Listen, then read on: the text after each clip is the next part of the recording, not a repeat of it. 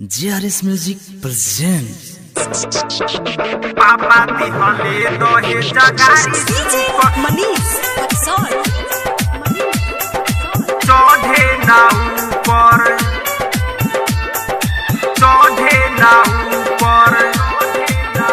पापा दिहले दोहे जगारी सुपर भातार कबो चढ़े ना ऊपर पापा दिहले दोहे जगारी सुपर भातार कबो चढ़े ना ऊपर हमरो वेला चोली के कबूतर भातार कबो चढ़े ना ऊपर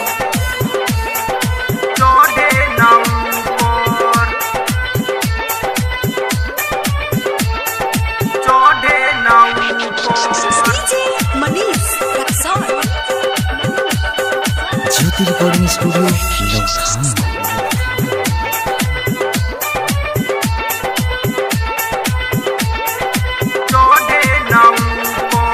सुखा पड़ल बा लहंगा साड़ी औरी रे उठवा के लाली मारे ताना दुनु जो बनवा औरी रे कनवा के बाली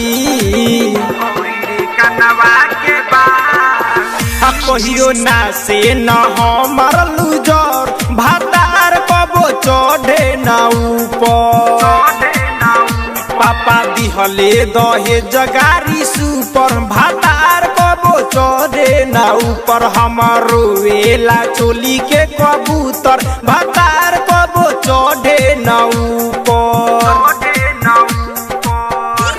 मनीष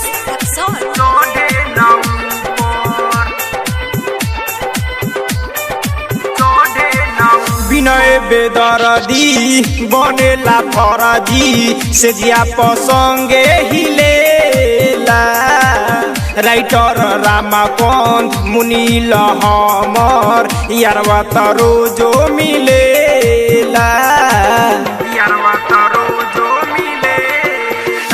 कबो बाजे ना लहंगा में बूफर भातार कबो चढ़े ना ऊपर